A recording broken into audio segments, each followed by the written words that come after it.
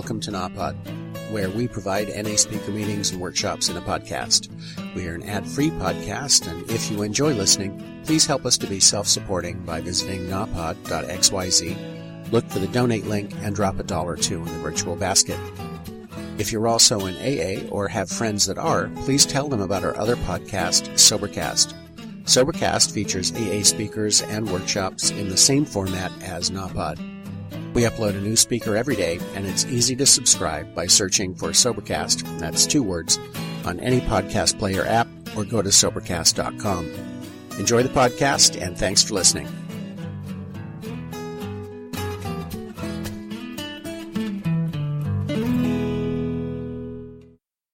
And, that really means a lot to me. Are we passing some tradition? Yes. I saw Roberta Is it going speak around already? down at the WSC, I think it was 2006.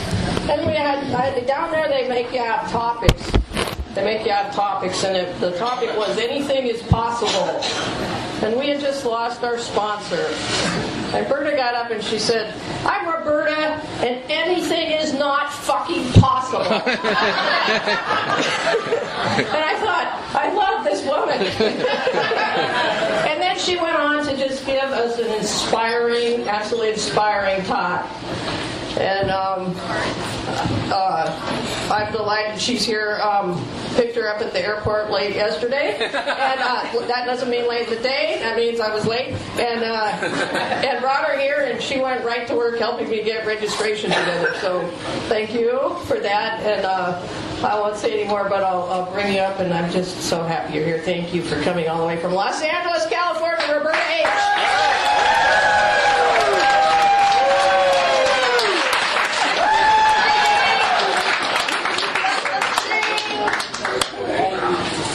Did this work? Yep. Okay. Should. Oh, God. Oh, boy.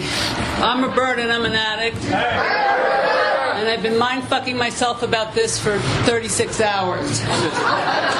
So I'm terrified, and I'm glad it's going to be over soon, and I can come to the convention. Can you hear me good? Okay.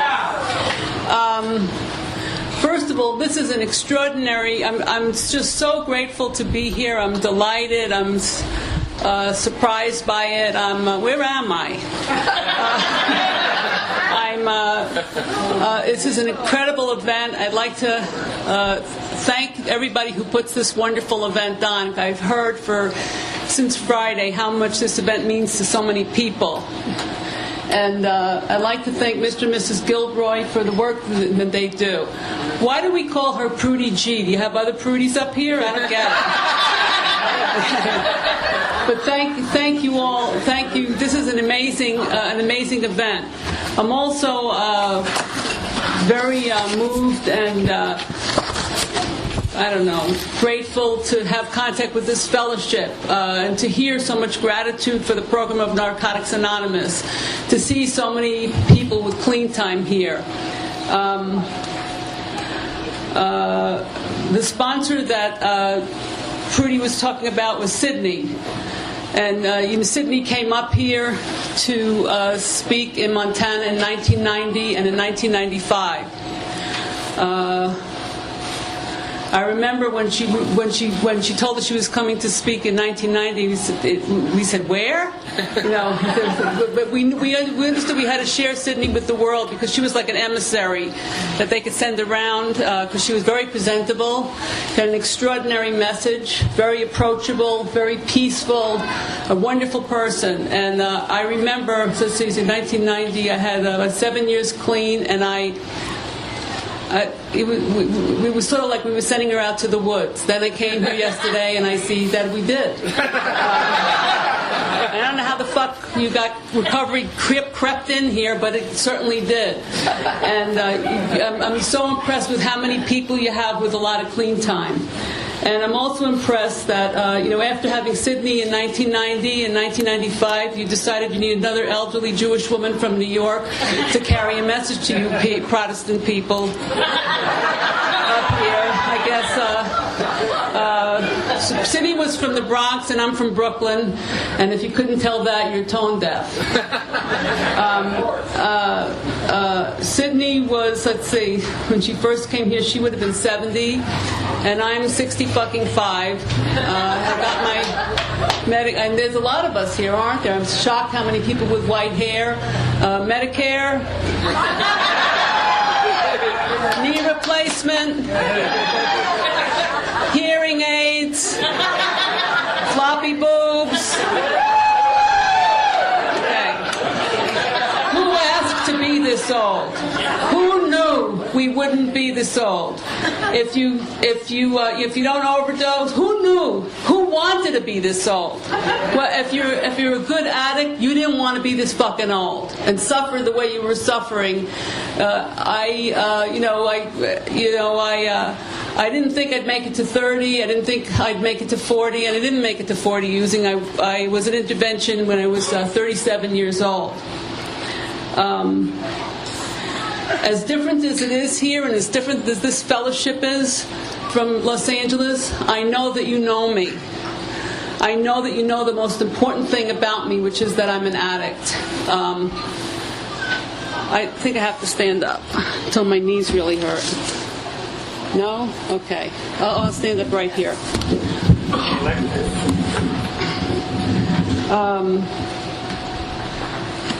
You know, the most important thing about me is that I'm an addict. You know what I've done. You know that I'm a liar, cheat, and a thief. You know that I don't give a fuck. I know how to do whatever the fuck I want and not give a damn about the people that I love. You know that I don't know how to love. I don't know how to be loved. You know that that down inside, you know, a lot of us stand up and tell the story. So many of us, no matter where we come from, no matter what country you go to, no matter what, color, religion, the whole 9 yards, no matter how old we are when we get here, people always stand up and addicts say, I always thought there was something wrong with me.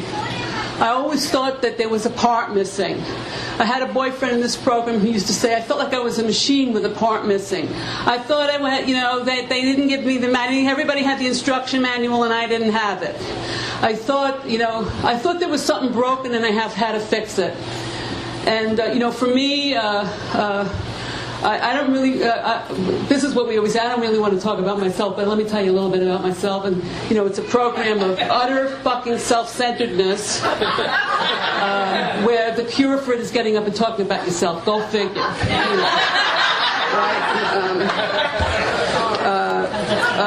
But when I was little, I came from one of those families, with the whack jobs and silence.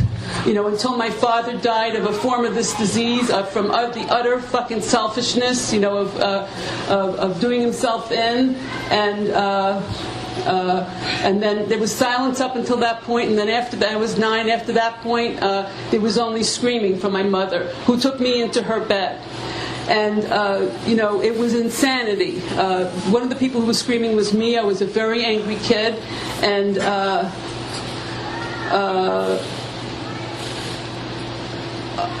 since I was little, before I even used, I always felt like myself, my me, was like this little tiny thing all the way down deep inside that even I didn't know what it was. I felt like there was a yawning chasm between me and anybody else. That's how I have the words now to describe it, and I remember how I felt. I felt like it was like a little thing inside of a thing, moving around. People would talk to me, and I don't know how I knew how to answer. I don't know how I knew how to go to school. I don't know how I functioned. I moved like I would say in a fog, but the outside wasn't in a fog, but the inside was in a fog. And then when I was 12, I discovered Black Beauties! So, I like to say I took one Black Beauty and it made me feel bad, so I took more.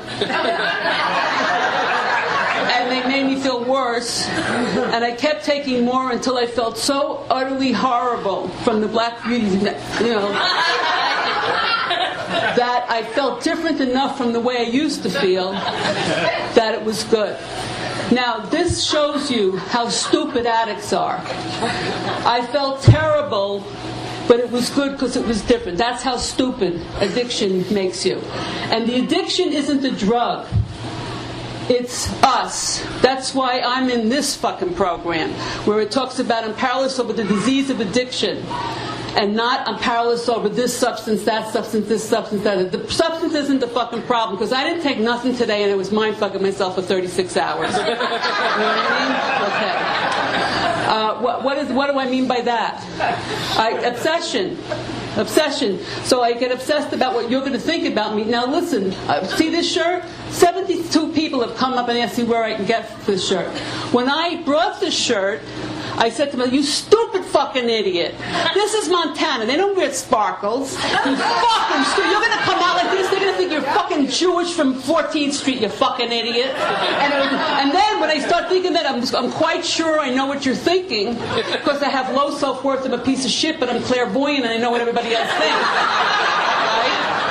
And so now it's like, you know what, I'm going to come out and wear it. But if I wear it, you're going to think this, you're going to think that, you're going to think I'm flashy, I'm Jewish, I'm this, I'm that, I'm from Los Angeles, I'm shallow, I'm this, that. And you know what? Fuck you for thinking that. Fuck you. I have a fucking resentment and nothing happened. And this is so intense. It's like a gas that fills our head. Whether it's that kind of shit, I know what everybody's thinking, I'm reacting to it and nothing fucking happened yet. Or whether it's I'm thinking about using, or all of the other delightful things that we do to access in secret here. Whether it's internet, this or that, porn or games, whether it's overeating or puking, like we had an eating disordered lady here, whatever the fuck it is, the gambling, whatever it is, it doesn't have to be that. It's whatever the thing that we're obsessed about up here, it goes up like an acetylene torch, it fills like a gas. There's actually a law in physics. Maybe there's a physicist here. I have better luck with that in Pasadena near the Jet Propulsion Laboratory. But it's either Gay-Lussac's law or Boyle's law that a gas expands to fill the space. So our thinking is like fucking gas. It fills up your head, and you think that that's reality. That's how you can predict what's going to happen and get so utterly fucking afraid of it that you react to it. It's like it already happened. This is how stupid the disease makes us. I at 36 hours I took notes. What I want to talk about, so briefly, and when an addict says briefly, it's just bullshit. Briefly, my ass. But so black beauties. Now we're in the 1960s, and it's hallucinogens, speed, hallucinogens, blah blah blah. So I used for 23 years. The last 20 was every day. La cocaína, and it got so. Then all of these drugs stopped working, which a lot of us experience. Where I'm walking into walls, so I'm all black and blue, but I'm not getting altered. And it was like that for the last, 2 years. So I added booze to it. So now I'm like this. I want you to know, by the way, I extinguished the thing that was in there, and on the outside, by many measures, I was doing okay. I got married in, the late 60s, and then that lasted only like a minute and a half. I had so many men. I didn't realize until I did my first inventory and was shocked to discover that I had fucked around on every relationship that I had. I did not know that about myself. That's how unaware of myself I was. Because I thought, and I see a little bit of it going on here with newcomers and the men fucking them, shame on you. Girls who think that if somebody wants me that way, I'm a worthwhile human being. And it's not true. You're only convenient. You're not worthwhile. And I thought like that for decades. I remember when I divorced my husband in 1974, I think it was, for a stupid reason, and I went off. I actually literally thought to myself, okay, now if I have 5 different men a week, which you could do in New York, because there's 4 million of them, If I have 5, then I'll be okay. That's how stupid I was. That's how stupid the disease makes you. And blah, blah, blah, blah, and I had a job. Why they kept me on when I would disappear for 2 to 3 weeks at a time. I would call in sick, which sick equals dope man is out of town. There's no dope. So that's what sick means. And then the next day I wouldn't call, and I figured that they would know I was still sick until I showed up again. Then I wasn't sick, and it could be 2, 3 weeks at a time. How codependent a corporation is that? It was pretty breathtaking. But then at the end, I was utterly hopeless, degraded, finished, but I didn't know that. I didn't even know what that meant. I couldn't get loaded. I wouldn't leave the house. I couldn't stop using. I was now resorting to something that I did, I don't even remember when, in the early 70s, I don't even remember, bulimia, eating and vomiting to try to alter myself in some way. And what I know now is that I was hurting. I didn't know what the word pain meant. I didn't know what fear. I was fearless. Anybody who's, don't fuck with me. I had no feeling. I didn't know. I'm sure I had. Didn't know what they were. I just thought like I couldn't live anymore. I felt like I did before, like when I was 9, 10, 11, I felt like I was going to have to kill myself because everybody else was able to function and speak and do and have fun and laugh, and I didn't have a clue how to do it. So I thought I was a defective, broken, and I didn't know I could tell anybody about it. Because we didn't have what you people call communication. I didn't know. And so now here, fast forward 23 years at the end there, that's how I felt again. So since drugs, they weren't my problem, they were my solution, and now they weren't working anymore, well, the heads are going up and down, I can't live anymore, I'm going to have to kill myself. And at that moment, the employer started calling, I wouldn't answer the phone. They send somebody to my house, to the door, and I said, "Go away!" So then they sent me a letter and stuck it under the door on corporate stationery that said, "Dear Roberta, you are dying. That's fine. If you would like to die without a job, go for it.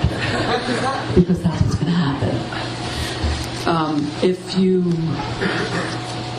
don't want to, this is like, you are dying, you will die without a job. Or you can come to work tomorrow." So, me, because while at the same time I'm hopeless, I'm degraded, I'm at the end, I'm going to commit suicide, I don't want to look like a schmuck. So if I'm going to go without a job, I'm going to look like a fucking idiot.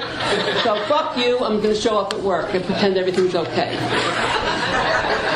Only this audience would find that amusing. So I go to work and they say,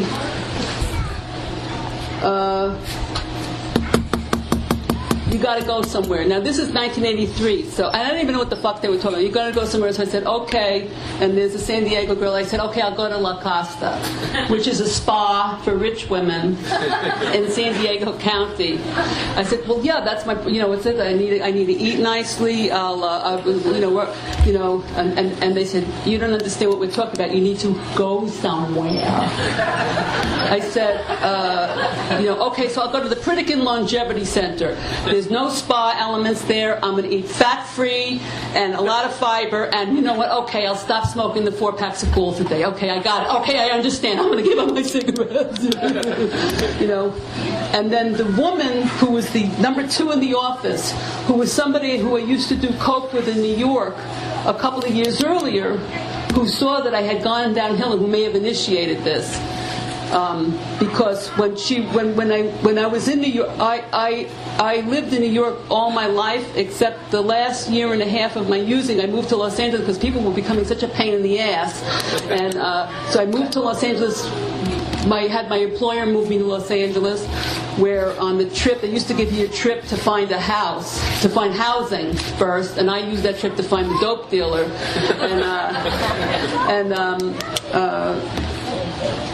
But before I had moved there, we would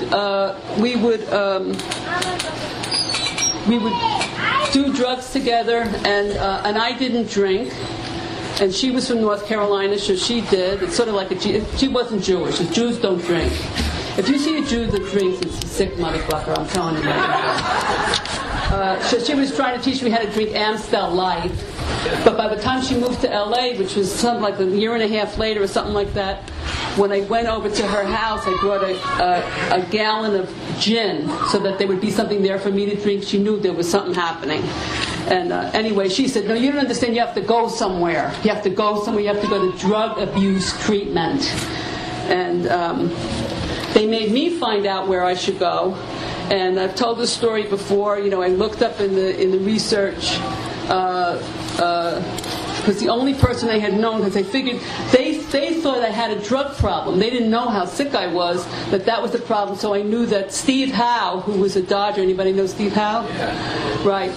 You know Steve Howe, and that poor motherfucker, he relapsed so many, he died, he kept using for 20 some months, but they sent him to a certain place, so they sent me there, where Steve Howe went. And I figured that I'll go there and I'll kill myself when I come home. I didn't have a clue. Another audience would be sad about that, not you people. I figured I'd come because I didn't know what that was about. And I get there, and it was this. It was this.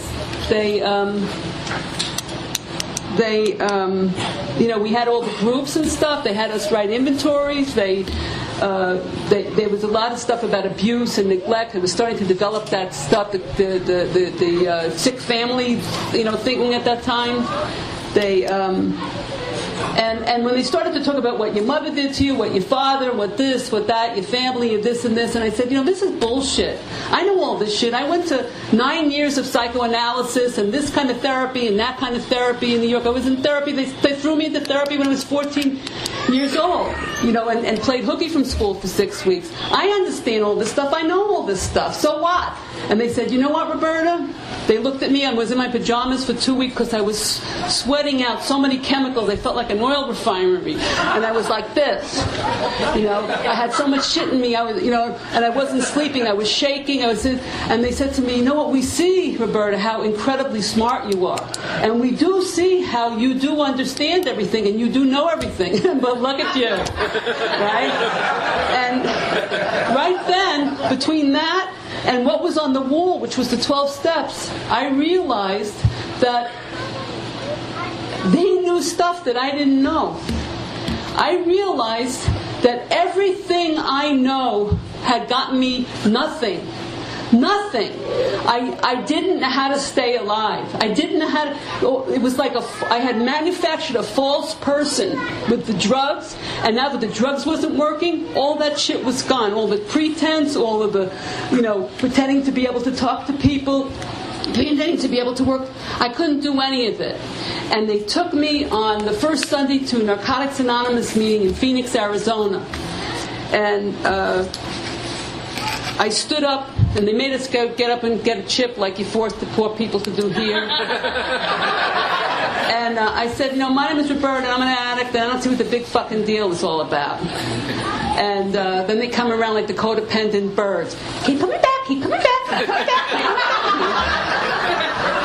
But I don't remember what they said, and I wouldn't have understood it if I did, except I remember there was a girl named Denise who stood up and took a 2-year cake. And that concept that somebody was without drugs for 2 years was, you know, it was a mind-boggling, breathtaking to me. I stayed there for 2 months. I went to that meeting every Sunday. I was taken to that meeting every Sunday. And I was sort of released to the custody of the Narcotics Anonymous Southern California Convention in Buena Park, California, near Knott's Berry Farm. And met those people there. So, well, I walked through the door and they went, "Oh my God, we thought you'd be dead." Because I knew I didn't want to leave treatment because I knew I would get loaded when I went home. There was no way. I didn't know how to be any place but in that place clean. I didn't know how to do it, and I am so grateful that I went there 28.8 years ago. My clean date is August 24th, 1983. Because at that time, they didn't give you fucking nothing. If you had a seizure, they gave you something. I didn't have no seizures. They didn't even let you have caffeine. You were detoxing off of everything.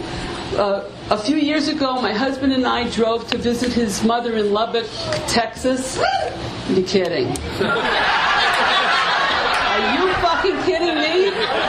I'll talk to you later. And on the way back, now that it's called the best little area in Texas, the best little region in Texas, Lubbock area of Narcotics Anonymous. And but he's in AA, thank God, so I can talk about him all I want.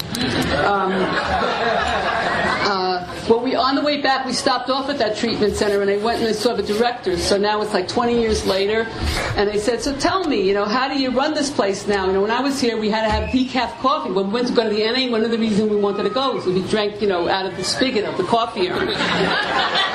He said, "No, now we got to give them, antidepressants. We got to give them anxiety medication." I said, "Why? You know better than that." He said, "Because we got to give them a psychiatric diagnosis. Otherwise, the insurance doesn't pay." When I got clean, and I said to my sponsor, "I'm depressed," she said, "You're supposed to be fucking depressed. You've been using drugs for 23 years, but you're supposed to be depressed. I'm anxious. You're going to learn how to deal with your fear. You're going to learn how to deal with it." So, blah, blah, blah, blah, blah. I went to that convention. I walked through the door, and the people from Arizona happened to be standing there, and they went, "Oh my God, we thought you would be dead." And I sat with the people from Arizona. And by the way, when I drove to that convention from my house on the west side of Los Angeles to Buena Park, I think it's in Orange County, it was the first time in my life that I had driven clean, and I was terrified. That's how stupid we are. There's other cars on the road. I never knew that before. That's how fucking stupid the disease of addiction makes you. And that's where I heard Sydney speak. Sydney shared about she had 9 years clean, and she spoke about what she shared about here, that her daughter had died the year before in her arms. She did not know, they didn't know what was wrong with her. They took her to the emergency room. They brought her home. The emergency room didn't know what it was. They released her, and she died in her arms. And she cried. She said it was the first time she had shared that from a podium in a big meeting. And you know what? I didn't understand anything that she was saying, because I was still like this, and I was stupid. But I did understand that losing a child is a terrible, terrible thing. And I did understand that she stayed clean. And I did understand that she knew how to stay clean. And a little while after that, I asked her to sponsor me. And she was my sponsor for 22 and a half years until she died in December of 2005. And during that whole time, for 10 of those last years, I knew Prudy as, I thought her last name was from Montana. From Montana. And she was an amazing woman. And how I deal, it's very hard for me. I stopped meditating and praying after she died for a long time. I've had to claw my way back because something in me, I'm an addict, something shut down, so I didn't feel that pain, and something closed off, so I'm like clawing my way back and doing okay at it. And, getting another sponsor, having a knee replacement, and having to take drugs in the hospital, with no sponsor, and speaking about that in a meeting, and then a man bounding up to me who was an anesthesiologist who goes to NA in Los Angeles and said, "Don't worry about it, we're going to do it together." He was my dope sponsor for the knee replacement. I said, "You are my fairy godfather," and he said, "Don't call me fairy." Okay. And if you want to hear his story, he spoke at the World Convention in New Orleans. Remember about being using all through medical school? I don't know how. When having and having his own stash of dope. Well, I was surprised he became an anesthesiologist, and he's got 25 years clean in Narcotics Anonymous. What I really want to talk about is how, we talk about Narcotics Anonymous promises you only freedom of active addiction, and I think we make a mistake when we think that means drugs. That ain't it. When we get clean, we have to put the drugs down, right? You have to put the drugs down, and then you get clean. You have to keep them put down, and then you get clean. But then we continue to have active addiction. When the disease is active, that's what happens to us. I'll give you an example. When you get I call it, I wanna, I gotta, I'm gonna. I wanna, I gotta, I'm gonna. We get the idea, I wanna. Some people say like, oh, I wanna, and then that's the end of it from them. That's how you know that they're not an addict. Well, for us, it goes like, beep, beep, beep. I wanna, I gotta, I'm gonna. I wanna, I gotta. That's how you can see all the newcomers getting late. I wanna, I gotta, oh, I'm gonna. Oops, I did it. Like that. That's, I want, it's like this intensity, and it has to do with all those behaviors, and that's how the disease makes you stupid. So we learn 1 is too many and 1,000 is never enough. We know that for the dope, and we don't know it in other areas. What I want to talk about is how the disease manifests. It's not just in the behaviors, in those behaviors of excess. That's not the only problem. It manifests inside of us. It's not enough not to act out. If you are filled with character defect and you don't open your mouth, so it doesn't come out of your fucking mouth, but it's blowing up inside of your head, you're still suffering from active addiction, and that's a fucking setup to use whatever it is that you use, or to be miserable. Because the dope today is misery. The dope today for is self-righteous indignation. You fuck me. This is how stupid we are. We think that because it's like the codependency cluster of character defects, right? Which say that I look for a reason why I feel bad. So I send out what I call the shit-seeking missile to look for that reason. It goes out, it's going, aha! It's you! Very often it's the person who's right next to you. It's you, motherfucker. And if she would stop, if that bitch would stop, if he could only, then I would be okay. And then I gotta tell everybody about it. He always, he never, she doesn't, again, you know what she did? I used to call up my sponsor and say, you know what that boss did? Do you know what she did to me today? And Sydney would say, let me see. You're surprised? This is just how the woman's been behaving. But somehow, this is how stupid we are. We think being pissed off about it, being self-righteous about it, being right, that's and yelling, in my case, yelling about it, being angry, having that heat, that intensity, like that makes us like we're powerful. We're not. We're keeping ourselves victims in our own mind. That's not power. That's being fucked. You're the fucky. You know what I mean? And the disease insists on seeing you that way. So then everybody else has to change in order for me to be alright. Yeah. If everybody else has to change in order for me to be alright, I'm fucked. I'm fucked. Do you understand what I'm saying? If I need, it's a dishwasher phenomenon. When I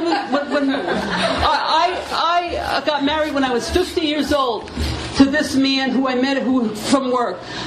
It's a miracle. The two lunatics found the only other person on the planet who could not only tolerate but love the hell out of each other. And each of us had enough program at that time, had learned how to love from this program, from loving other addicts, from having that feeling when the newcomer with the tattoos going in the ear and around and out and coming around here and the comes up, it's like a baby getting a 30-day chip, and then it goes, that's love. That's love. That sweetness, that compassion and empathy that I learned here, but I never, ever, ever experienced in my life. I had experienced that enough to care how another person is doing, not how they're doing me. Not what they're doing for me. Not how they look, for me. Not how they fix me. That's another thing with us. How stupid are addicts? We take drugs of secret, surprise, mystery drugs, that could kill us, and call it a fix. How stupid is that? We do shit that'll get us in jail and worse. That'll get us in places, in alleys. They'll get us doing shit that we swore we'd never ever do, and we call that a fix. How stupid is that? And we call doing something else that might be good or feel good. No, I never did that. I'm afraid. I can't. You know what I mean? And the fear, that avoidance of change, somebody was talking about that avoidance of change keeps us afraid. And we call that, that's how stupid we are. That's how stupid the disease of addiction makes us when it's active in recovery. So, here's another one that's stupid. Perfectionism. The character defect of perfectionism. It never makes you perfect. It's only in the service of self-beating. And perfectionism applies to somebody else because you fucking know how somebody else should be and how they should be behaving and what they should be doing. Fuck you. You don't. You don't have the big picture. You don't get to put your energy and focus into how somebody else has to behave a certain way. Otherwise, it's not, they're going to be, this is going to happen. It's ridiculous. It's ridiculous. That's how stupid the disease makes us. I wanted to share with you the solution to active addiction that we have in our lives today. And the solution is called, I know it's shocking, it's not that if you're having feelings of fear, it's not to go to the doctor in recovery and work a doctor for medication like we used to do when we were using. You know what I'm saying? It's to use, I know this is going to be shocking, the 12 steps of Narcotics Anonymous. For these habits of thought that keep us sick. A couple of years ago, I realized that I have certain habits of thought where I'm not acting out, certain habits of thought, certain ways of thinking that are old, that I keep doing, that it's not like a big... I'm not acting, I may not be acting out in the world, but it's a thing that I do, and it makes me miserable. One of them is that I know what you're thinking. When I go into that I know what you're thinking, and then I'm reacting to it, and I hold on to it, and you heard it, your head goes up your ass. Nobody but me will explain what happens when it's up there. And people mostly talk about when it comes out. I'll tell you when it's up. When you put your head up your ass, all you see is shit. And that's the way you think the world is. It's shit. It's shit, it's shitty, that person's full of shit, this is shit, I'm being fucked, it's shit, it's shit, it's shit. That's, and we think that's reality. That's how stupid. The disease of addiction is like a laser. It focuses in on what I need to fix me, whether it's a newcomer ass or one of those fucking cookies on that fucking table upstairs. Only one. Or it's to put on the video, I'll only play Free Cell, I'll only play it till 11 o'clock in the morning.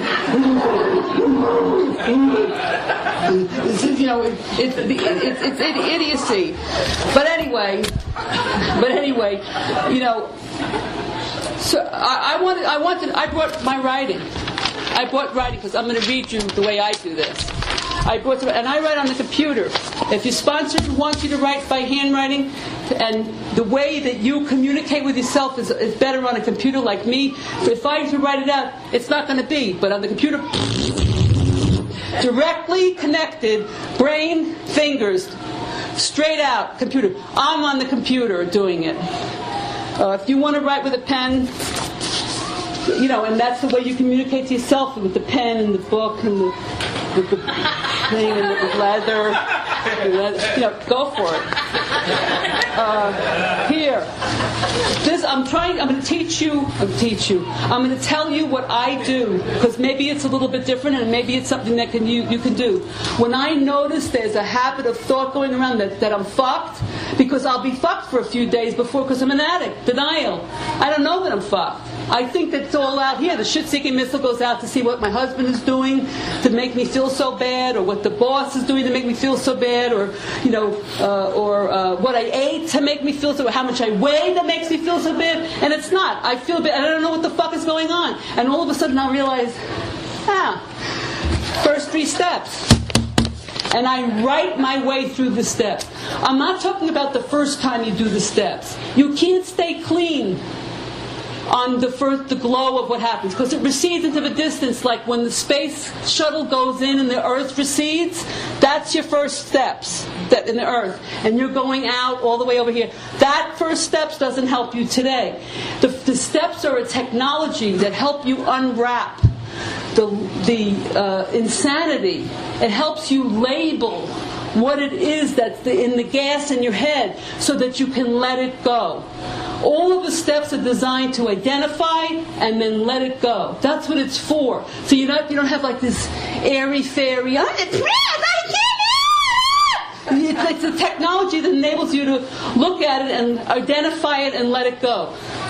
All of the steps, they're paired to awareness, let it go. Awareness, let it go. First step gets you into the process. Second step, insanity. Get aware. I'm going to show you what I do. Second step, the awareness of the insanity. Third step, I let it go. In one way, I release it to care of a loving God. In the third step. Fourth step, identify. Fifth step, let it go. Out of your mouth, share it. You let it go this way, to God. Sixth step, awareness of the character defects in the moment, the ones that are attacking you, biting you in the ass now. Awareness of it. Seventh step, into humility and faith, and I have to let them go. You gotta let the motherfuckers go. It's like the dope. All of this shit is like dope. You have to let it go. You had to let the dope go. The obsession to use that gas in your head about using wasn't removed first, and then you put the dope down. Nobody woke up with a spike in their arm and said, I don't feel like using anymore. And then God came and plucked the spike out. Nobody woke up and said, I'm not using that. Those people are called normies. I had a friend who said, you know what, this is costing too much money, I'm not doing it anymore. What? Are you fucking crazy? Yeah. So, 6th step, 7th step, 8th step, identifying the wrong. 9th step is a releasing and a forgiveness and a letting go. 10th step, knowledge of the wrong in the moment. 11th step, letting it go and finding out what God's will for me. Do you understand what I'm saying? Okay, so I write my way through the first 3 steps. I'm not talking about saying the first 3 steps like an incantation, like abracadabra. I'm not talking about reading an old first 3 steps. I'm not talking about reading in the book, because the people in the book knew how to write about this. I'm not talking about the NSFW, you should pardon my expression, stupid fucking workbook. I'm not talking about that. That generic, I'm not talking about it. I'm talking about surgical, precise thing, dealing with the thing you're dealing with now. I'm bare my ass here and read you some of the first 3 steps I wrote on in May of this year with 28 and a half years clean, because I'd just been through a series of very bad things. A friend of mine for 51 years died a terrible death in New York, so I was going back and forth and visiting her a lot.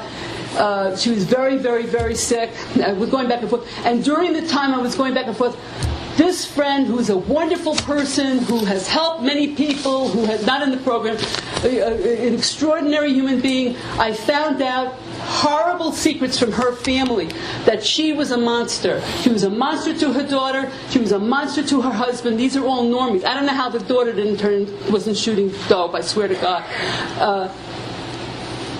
And it was a secret from me, and it was like squirting out of their mouths. And she's alive, and I even saw it at one point, because she was, she's dying. And thank God for this program, that I didn't have to walk away. If that had happened years before, I found out somebody was that bad, it would have been so uncomfortable. I would have said, you know what, fuck you! You're not the person I thought you were, I'm leaving. But because of us, with the bad and the good, with the shit that we did and the redemption that we get, with all of the character defects that I have today, I have been given so many gifts and continue to be given so many gifts. I have that ability to still, I said to her, I hate what you did, and I love you to death, and I'm still here for you, and I kept going back and forth. But I guess something in me shut down, and I got sick. Then I had a sponsee who blah, blah, blah, blah, and then I had an operation, blah, blah, blah, blah, blah, and I had to work with the dope doctor again, blah, blah, blah, blah, and shit happened with I lost my job, in 2010, so I've been doing projects, and a project that I don't like, or I feel I can't live, so it's like, and I'm an addict, so I wasn't dealing with it. When I shut down around her, everything got shut down. The concrete goes up, it all goes into the concrete, and if you asked me how I was, I would have said, but I was dying. I didn't know, and one day I realized I was in trouble, and I have to write on the first 3 steps. And I'm writing like this. I'm writing my way through the first 3 steps. I'm using the first 3 steps. And by the way, this isn't a fucking onion here. If you think you're an onion, you're wrong. If you've ever cooked, you know that when you take out the first layer of onion, inside is onion. And when you take out the next layer, it's onion, and the next layer is onion. Every fucking layer is the same thick as pink fucking onion. Nothing is different. It's onion all the way down to the... That's not what's happening here. We got dope, we have character, we have insanity, we have character defect. We have to find out what to name it. And inside is beauty, love, blue sky, God, whatever. There's feelings, there's crazy thinkings. We have to name them and pull them apart and separate it out. The technology for doing, you don't have to medicate it. The technology for doing it is a step. Okay, so one day I woke up and said, oh my God, I have this terrible feeling of doom. I felt like when I was a newcomer, or 2 years, 3 years, I didn't know what was going to happen, so I decided it was doom. I had this terrible feeling of doom. You could call it maybe depression. I don't know what it was. I felt like that everything was closing and it was doom, and that was a problem, and I didn't know why. So I start to write. The feeling of doom, terrible doom, lies over everything. Joni's sickness and death, and the revelations about her, my surgery, my sponsee's sickness, and then there were certain revelations about her when she was in the fucking ICU. It was a nightmare. I had severance pay. It ended.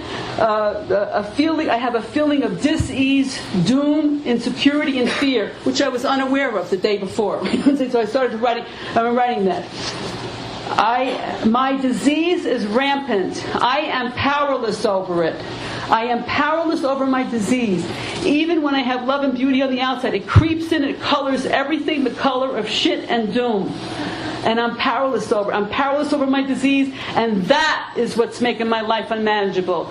It's not that stuff that I'm powerless over, that she died, I'm powerless over that. That's not it. I'm powerless over my disease, which makes that reaction to everything.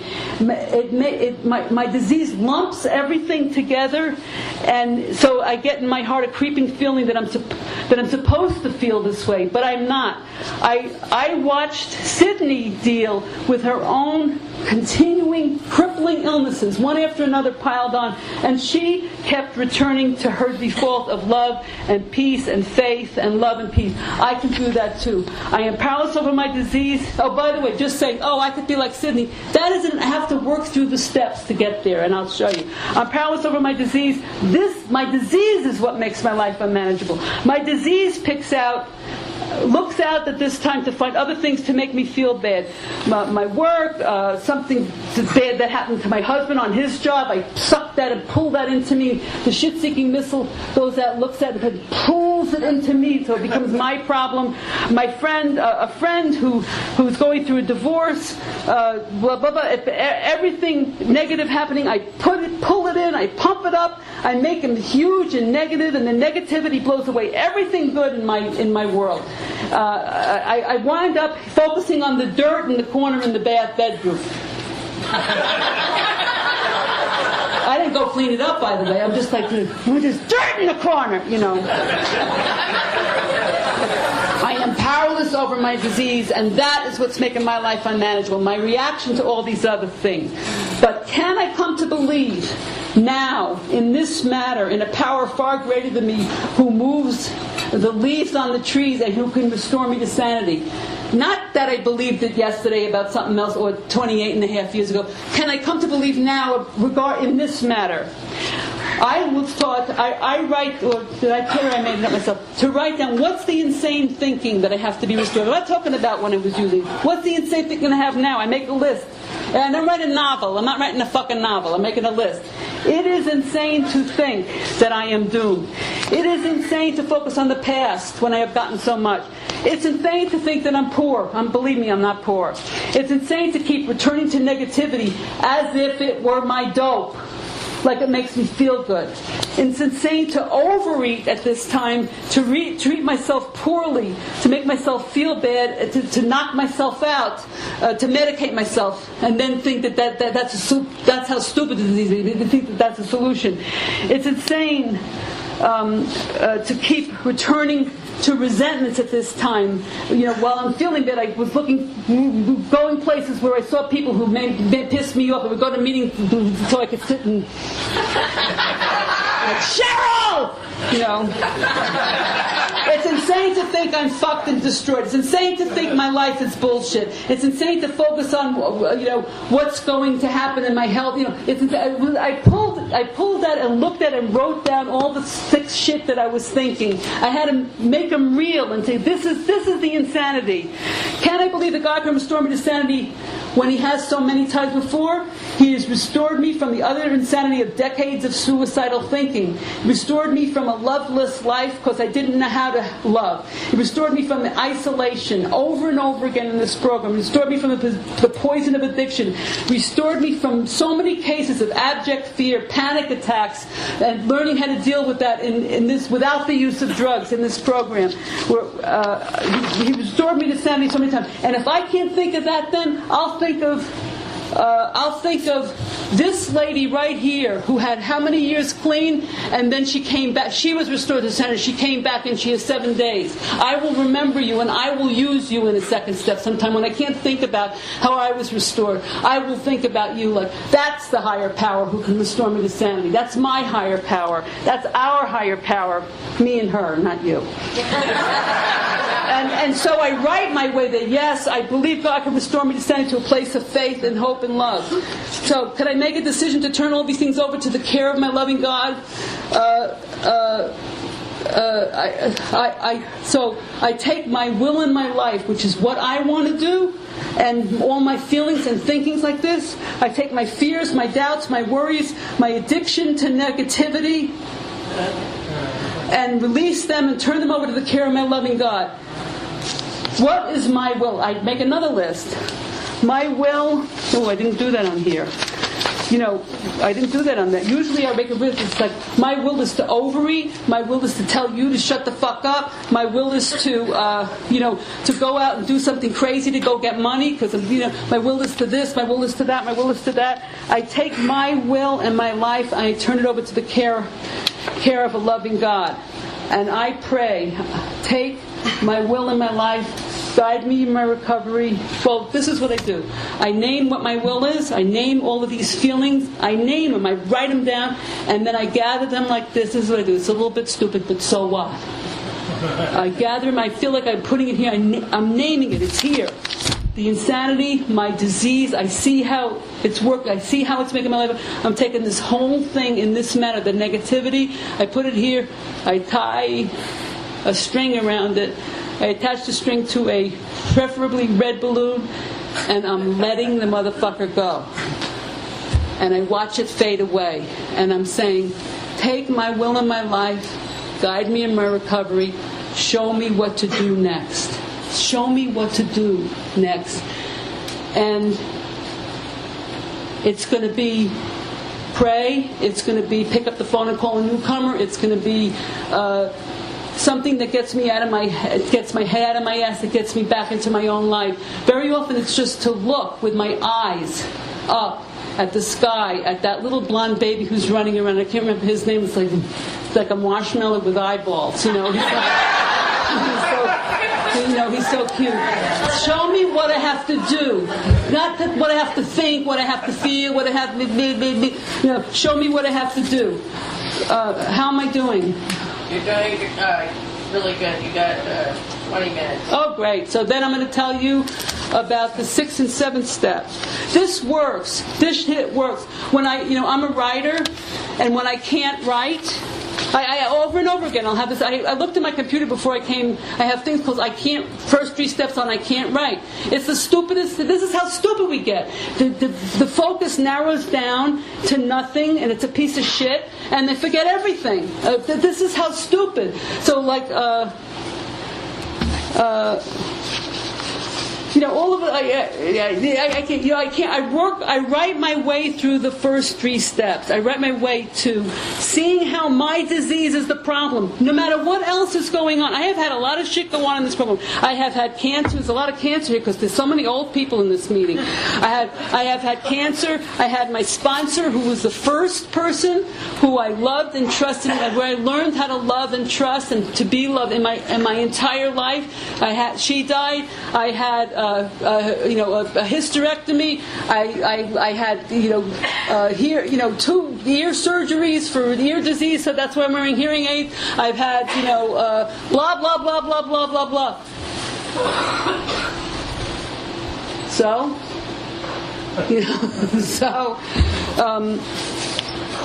I write my way through the first 3 steps.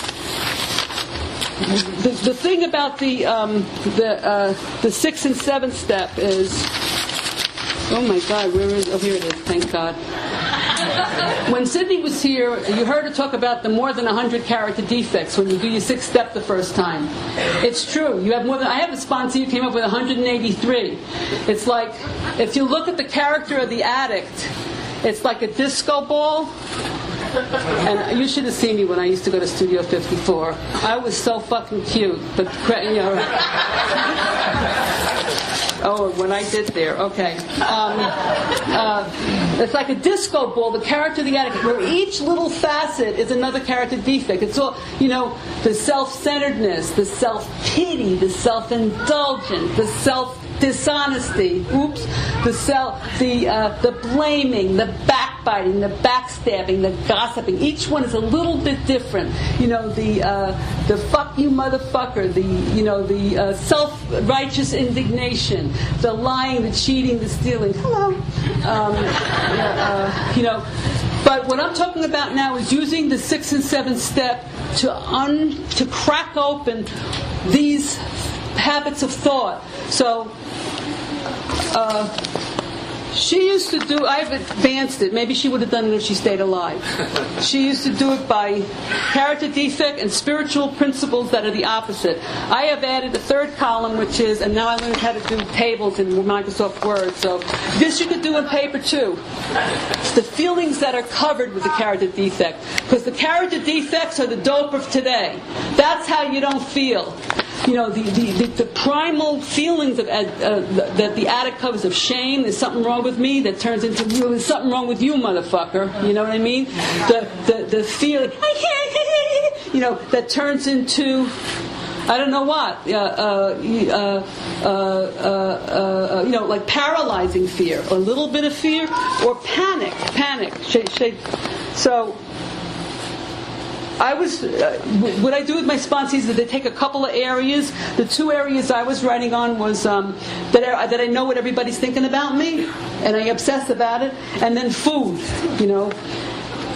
So you write the character defect, you write the definition. Here's one: self-centered. Dictionary definition: concerned solely with one's desires, needs, and interests. What? Of course. So self-centeredness in regard, and it's one sentence, no novels. Novel is the 4th step. Everyone is always amazed by me, positive or negative. Like I know what people are driving down, and I'm riding in my SUV on the freeway at 80 miles an hour, that the people are driving around and say, who is that elderly Jewish woman driving so spectacularly? Then I'll slow down a little bit and let them pull up, and the motherfucker's not looking at me. You fucking idiot! What's wrong with you? That they're not even noticing. This is when I'm not in good shape. This is what I do. So I'm making it. I all of a sudden realized that this was what I do. It's like a that's going on, and I'm pulling it out and I'm writing it down. And then in food it was. self-centeredness was running to fix shame and feeling bad about myself with food. When I feel that way, it becomes urgent to me regardless of what's going on or what anybody else needs to do. I got to go get the fix. A fix. That's how stupid we are. The fix lasts here. The first layer of skin on my lips, that's how long the fix lasts. As soon as it passes there, and now I feel bad about myself that I fucked up. This is, and then I'm going to do it again. How stupid does the disease of addiction make you? Then the feelings covered by that, pain from my childhood, and I tell that it's a lie. Not happening today. That's not happening today. Guilt, because I always felt like I was doing wrong, and everybody knew it. That's not true. It's a lie. The old shame that there's something wrong with me and I don't even deserve to draw death, that's an old tape. That's an old feeling. My feeling's telling me a lie. And then what are the spiritual principles that are the opposite of that self-centeredness in the dictionary definition? Forgiveness, giving up the resentment and the need for punishment. Self-honesty, being freed from this fraud or deception of myself. Humility, the master character defect. Accepting the reality of who I am right now, no more or less. Accepting myself because God does. Blah, blah, blah, blah, blah. I marked, I'll do one more.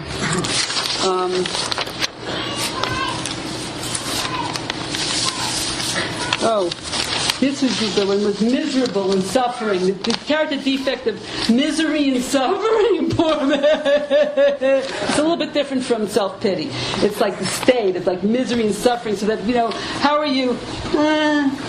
And you have to know also, I'm Jewish. I have 5,000 years of suffering behind me to justify. Like a little extra, Been miserable and suffering, bearing loss, damage or injury, hardship, extreme comfort or unhappiness, and everybody's got to know about it. So in the area of that I know what everybody thinks, insisting on seeing myself as miserable and suffering and fucked and being like addicted to it, when my disease is active. And then with food, I get to please myself with something sweet, even though the pleasure lasts less than 5 seconds, because I've been so miserable and suffering, and even though it's immediately overtaken by self-loathing and regret. Yeah. Right. What feelings are covered by the misery and suffering? The pain in my childhood when I was miserable and suffering. That's not happening today. Abandonment, and a couple of you have those issues.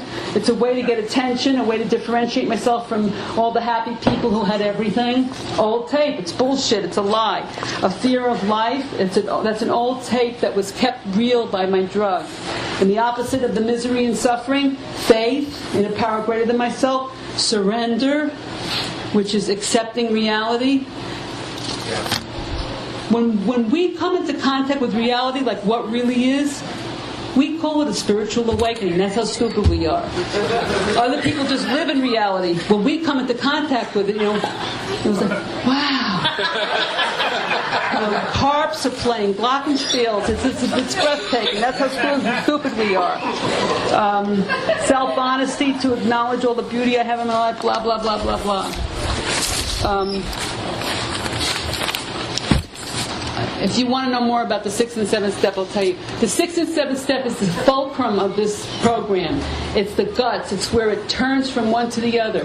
The 6th step is a recognition of the character defects that are fucking me up today. My character defects. It's quite apart from whatever else is happening that might be negative. It's bringing the focus back to me because I have a program to deal with me. I can't do shit about you. I can't. And believe me, very often, the addict is the most powerful person in the room, and if you just withdraw your attention from everybody else, they turn out okay. It's you like looming over them and being a pain in the ass that makes other people act crazy. But just mentioning, just saying. But, the 6th step, we become entirely ready to have God to remove these. And how do we do it? We got to put the motherfucker down. It's like the dope, because it is the dope. How do we put it down? By moving into one of these spiritual principles. By lifting our eyes up and moving into humility, say in the 7th step. Or sometimes humility seems hard. Gratitude, which is like a portion of humility. And reality, moving into gratitude or faith or love or some spiritual principle. In that moment, I move to the 7th step. I humbly ask you, I need your help on this. Take this motherfucker off of me. That's how I talk to God. And you know what? God listens. He doesn't care how. Actually, Sydney, did I ever tell you that I once said to Sydney, heard me speak so much. She said, that was fantastic. I said, Sydney, I know it's a character defect. My language is, I don't want to give it up. She said, don't worry about it. That's the way you talk. So I felt like I got a pass from Sydney, and now she's dead. So, fuck it. Okay. These are the character defects I'm talking about now. I had in that instance, those two, I had 20 or 30 of them, or a dozen or 18 of them, and I then, when it comes up, I move to the 7th step, move to humility, and in that move, I'm putting it down. Humility, perfect humility, is a place of no character defects. There's none of that self-centered bullshit. There's none of that fear-based clawing and pushing and isolation. There's none of that self-worship and praying at the altar of negativity. There's none of that in humility, faith, gratitude, love. I move over to humility in the 7th step, and I say, take this off of me. And we used to you can go to another program and wait for God to remove it from you, but God don't remove it if you don't put it down. Like the spike. God don't pull the spike out of your arm. You got to put the fucking dope down, and the obsession is removed at some later date. Some people it's removed right away, you lucky motherfuckers. For me it took a year. It took a year of being absolutely clean, and then one day, a little more than a year later, the obsession was removed. Same with the character defects. And it's removed, it's not gone forever. It's like the dope. We all know how to get loaded tonight. Even those 98% of you who didn't have the obsession to use today, you know how to get loaded tonight. It's not gone from the universe. You could pick it up, and you could pick up the character defect, which is the dope of today again. But I prefer to think I put it down in the instant, and then I move into the realm where there's a higher power, the realm of spiritual principles, of humility, of love, of gratitude, of forgiveness, of compassion, of the program of recovery of Narcotics Anonymous. And there, I tell God, take this off of me. I'm not staying there. It's like giving up a craving, not acting out on a craving. It's like the way I stayed clean for that first year. I always wanted to, and I said, I'm just not going to use now. I'm just not going to use now. So I'll talk about the 10th and 11th step. To me, the 10th step, it's not only about that when you act out, that I'm sorry.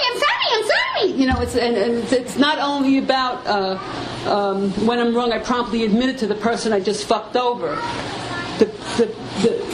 Talking about what I'm talking about now, it's also about when I'm wrong, when I'm thinking wrong, I promptly admit it to my own fucking ass. Before I act out, I promptly admit it, no, I ain't staying there.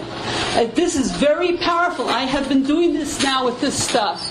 When that thought comes, after doing all this work of identifying the insane thinking, identifying the character defects where it resides, identifying the behaviors that go along with it, when the thinking comes up that covers that feeling, promptly admit it to myself and move to that 11th step, knowledge of your will for me. What would a loving God want me to do? And the power to carry that out. And after doing all of this work on this one thing, it's instant fucking taneous. That's what the 10th and 11th step is. It's instant. What promptly admit it and then move. Knowledge of your will for me and the power to carry that out. I've been meditating on that idea with breathing, knowledge of your will for me and the power to carry that out. In meditation,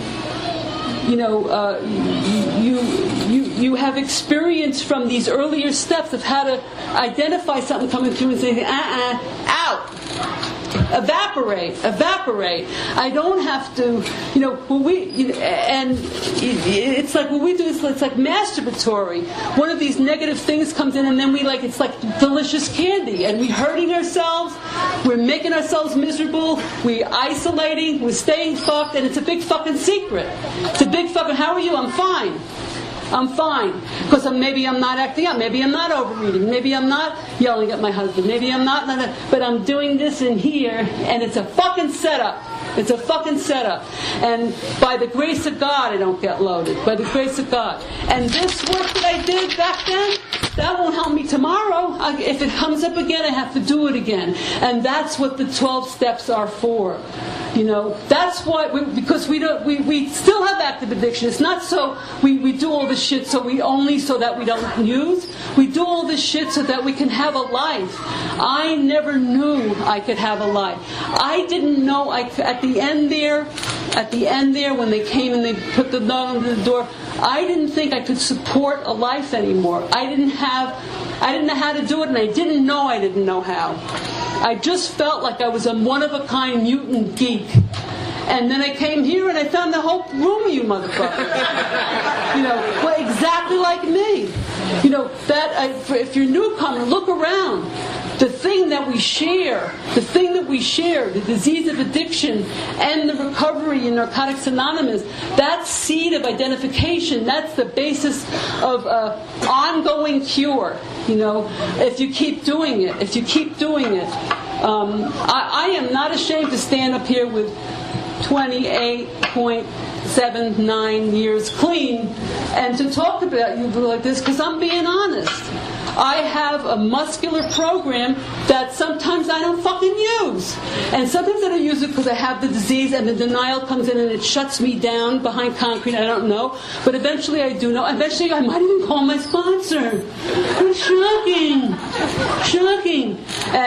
And get some direction. Just the act of reaching out is you have to get your head out of your ass to talk on the phone. I don't know if you know this, but when you're up on your ass, there's no room for a phone call. You know what I'm saying? So,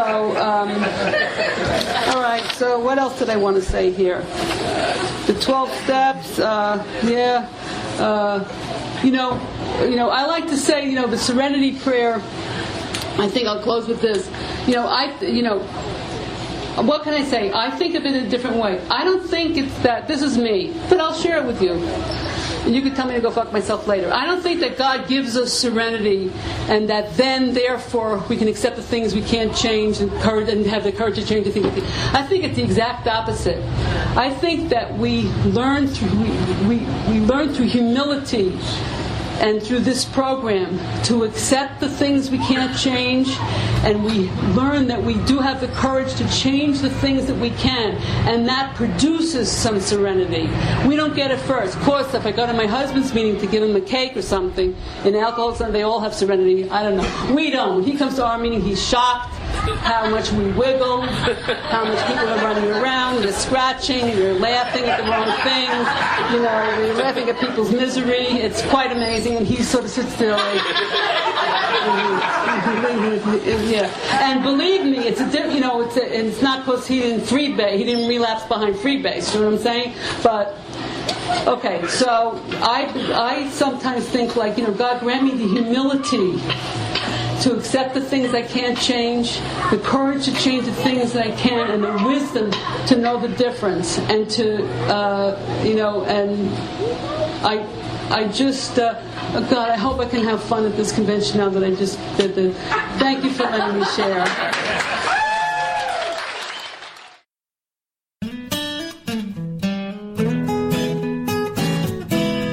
Thank you for listening. I hope you enjoyed the podcast. Please help us improve our ranking so others can find us by putting a review on Stitcher, iTunes, or your favorite podcast index. Napot is ad-free thanks to the folks supporting the show with $1 more per month. If you enjoy listening, you can join them by going to napot.xyz and looking for the donate link. Thank you for listening. Have a great day.